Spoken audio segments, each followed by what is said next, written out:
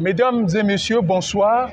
Sinon, bonjour, ça dépend de là où vous nous suivez.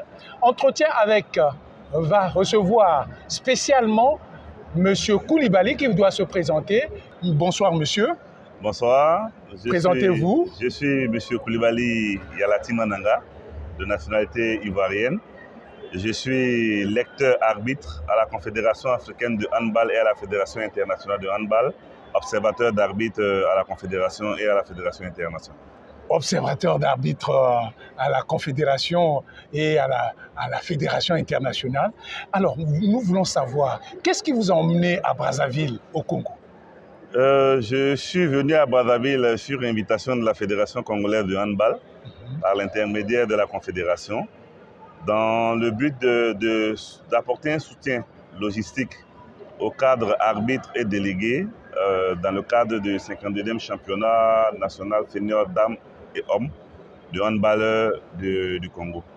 Alors, nous allons donc parler de la 52e édition du championnat national du Congo. Comment avez-vous trouvé ce championnat, le déroulement du championnat? Le championnat, je l'ai trouvé d'un bon niveau. D'abord, il faut dire qu'on a commencé les formations depuis le 18. Le 18 de ce mois, on a eu des formations en ligne avant mon arrivée. Et nous sommes arrivés le 22. Donc le championnat avait déjà commencé, on était de plein pied dans le championnat. Très bon niveau en hommes et en dames. J'ai eu à faire des remarques dès mon arrivée, parce que notre travail consiste à filmer l'ensemble des matchs, à les séquencer pour pouvoir aider les arbitres et les délégués sur les faits de jeu. Donc en fonction des films que j'avais eu à prendre, le 23 et le 24, on a eu des séances de travail avec les arbitres et je pense qu'après ça a porté ses fruits par rapport à beaucoup de changements sur ce qui avait commencé à être fait dès le début du championnat. Alors, nous avons vu quelques grognes du public, en fait, on ne peut pas dire qu'ils sont sachants, mais au moins du public qui sont venus voir les férus du handball. Nous prenons un cas spécifique où les deux arbitres ont donné deux joueurs également 2 fois 2 minutes. Ça a essayé un peu de parler, ça a porté comme confusion. Est-ce que vous pouvez nous éclaircir un peu sur ce plan-là? Oui, c'est ce que je disais au président de la fédération. Les règles évoluent. Et ce cas a été enseigné pendant notre séminaire. C'était un cas réel. Au jour d'aujourd'hui, sur un terrain de handball, on peut donner 2 minutes à 2 joueurs de la même équipe sur la même situation dans 2 actions différentes. Et c'est ce qui s'est passé ce jour-là. La première action était sur la demi-centre. Oui. Il y a eu un corps en jambe en arrière. Elle a pu passer le ballon à son pivot. Il y a eu une poussette sur le pivot. Donc les 2 méritent 2 minutes. Le premier arbitre a pris 2 minutes. L'autre a mis un 7 mètres et un 2 minutes. C'est largement justifié. En tant qu'expert, en tant que formateur, c'est des situations qu'on a eu à prendre, qu'on a visionnées. Et c'est amplement vérifié, c'est juste. Amplement vérifié et c'est juste. Alors, dans le déroulement du championnat, qu'avez-vous retenu en gros? Sinon, quelles leçons nous pouvons tirer de ces 52e éditions, de cette 52e édition du championnat national? Ma première impression d'abord, c'est qu'en fait, il y avait un certain fossé entre les joueurs, les entraîneurs et les arbitres. Parce que si les 2 parties n'ont pas les mêmes informations, c'est normal qu'il y ait des grognes à tout moment sur le terrain. Et on a essayé de combler ce gap-là depuis hier. On a eu une séance de 3 heures de temps avec les entraîneurs congolais présents. Donc je pense qu'ils ont vraiment apprécié la séance parce qu'ils ont eu à avoir beaucoup d'informations qui sont transmises aux arbitres. Donc il fallait le faire. Ça a failli être un oubli parce qu'on avait prévu seulement travailler avec les arbitres et les délégués. Et on a attiré notre attention dessus pour dire, si vous formez les arbitres et que vous ne formez pas les délégués, vous repartez, ça va envoyer des problèmes à Brazzaville, au Congo. Donc il faut former les entraîneurs, on a eu à former les entraîneurs. Le championnat, comme je l'ai dit, il a été d'un bon niveau. Un public passionné que je connais depuis près de 15 ans parce que j'ai été arbitre, j'ai arbitré plusieurs fois à Brazzaville. C'est normal, mais comme je le dis toujours, le public n'est pas forcément sachant. C'est la passion. C'est la passion. Les détenteurs des règles de jeu, ce sont les arbitres. Et ils doivent les appliquer de la manière qu'on le leur enseigne. Ils ne doivent pas le faire pour se faire plaisir ou faire ce qu'ils veulent, mais c'est en fonction des interprétations que les experts leur donnent. Ils doivent siffler. Alors, le niveau a été appréciable, mais nous avons un problème où l'équipe congolaise masculine, les équipes congolaises masculines, que ce soit en formation comme en équipe nationale, comme en club, ne sortent plus.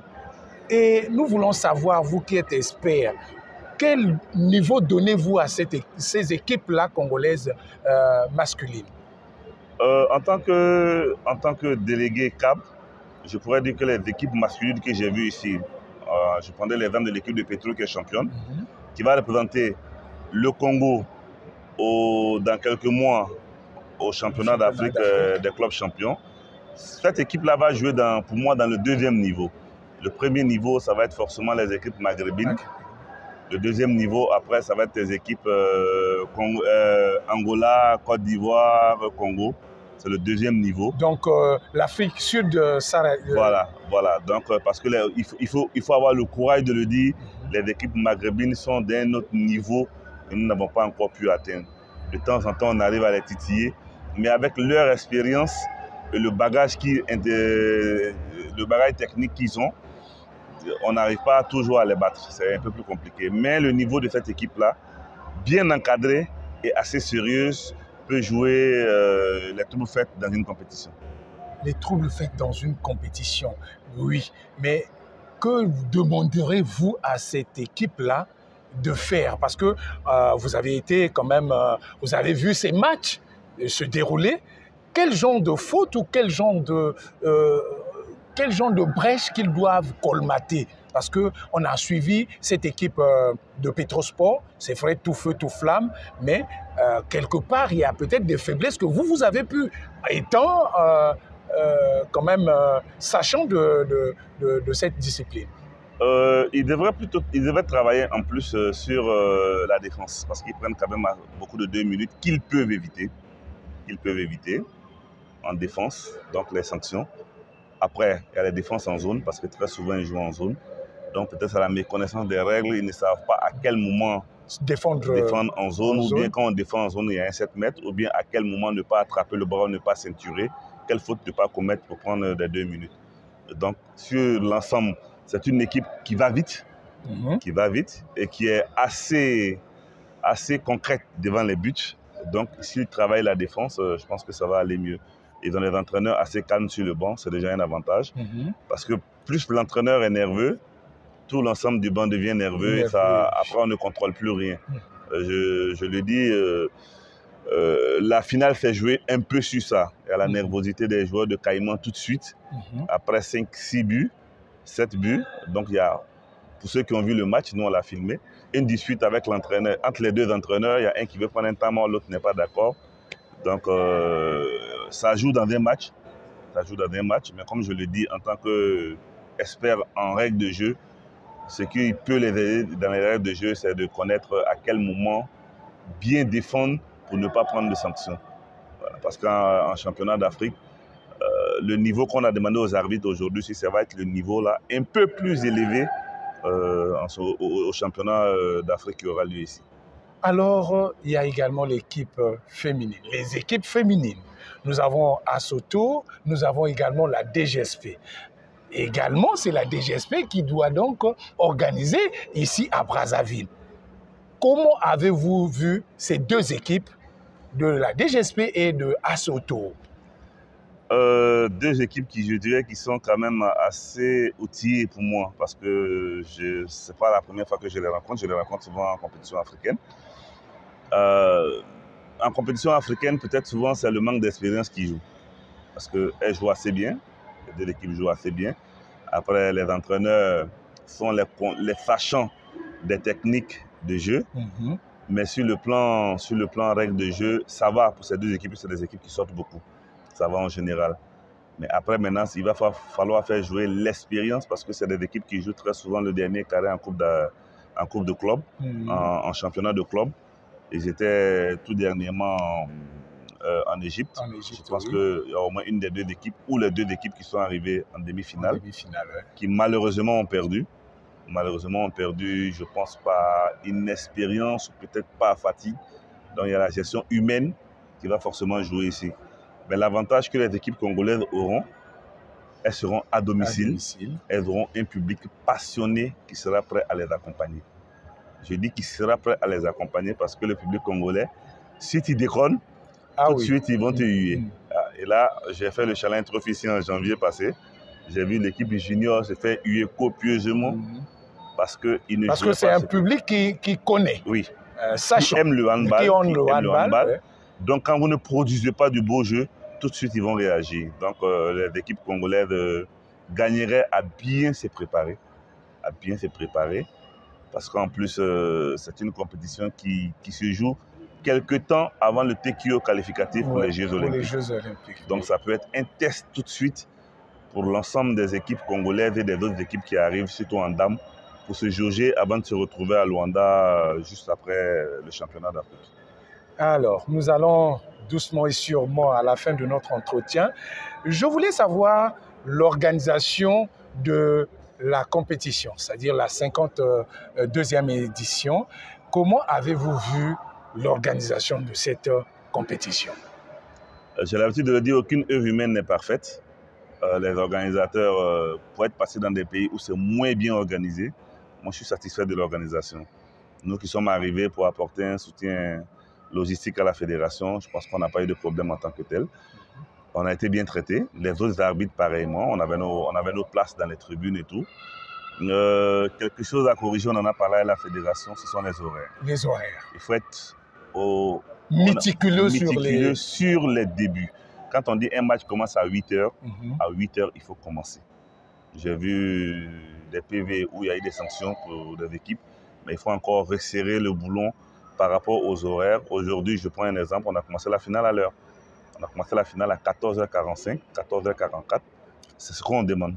Alors, s'il y avait un mot à dire, nous sommes pratiquement à la fin de notre entretien, s'il y avait un mot à dire, à qui vous l'adressez, pourquoi et comment? D'abord, c'est des mots de remerciement. Remerciement au président, à son excellence, au président Denis Sassou Nguesso, le président du Congo, qui accompagne le handball. Les trophées, certains trophées à la Confédération portent des noms qui sont proches de lui. Oui. C'est chez les dames, par exemple. Et je pense qu'avoir ce type d'infrastructure ne peut découler que d'une volonté politique. Volonté politique, parce que moi, je suis ivoirien. On n'a pas forcément, on a des infrastructures, mais qu'on n'a pas à notre portée, nous seuls. Donc, souvent, on est obligé de jouer dehors. Et là, vous avez la chance d'avoir ce gymnase-là à votre portée. Lancer un cri de cœur à l'endroit du président et des autorités politiques. J'étais ici pendant les Jeux africains, des infrastructures ont été construites pendant les Jeux africains. J'ai eu mal au cœur d'apprendre que la salle de Kintélé est en train de tomber en ruine. Vraiment un cri de cœur lancé à l'endroit des autorités pour que cette salle-là puisse être réhabilitée et pourquoi pas donner à la Fédération congolaise de handball pour gestion. Parce que ce genre de joyaux, des pays n'en ont pas. Des pays les cherchent. Mais si on en a dans nos pays, il faut qu'on puisse les entretenir. Mais la meilleure manière de les entretenir, c'est de les confier à des sports, à des fédérations et leur dire vous êtes responsable de cette salle, vous êtes responsable de son entretien sur la durée. Des mots de remerciement à l'endroit du président de la Confédération africaine de handball, le docteur Aremo Manso. Que je salue même en passant. Voilà, docteur, alors, salut. Mes respects, docteur. Pour la confiance placée en moi pour venir diriger cette formation, cette séance de recyclage. Je remercie mon président de commission, mon binôme Diabaté Mamadou. Mamadou, oui. Qui peut-être aurait pu être avec vous ici, mais qui est au championnat du monde en Croatie.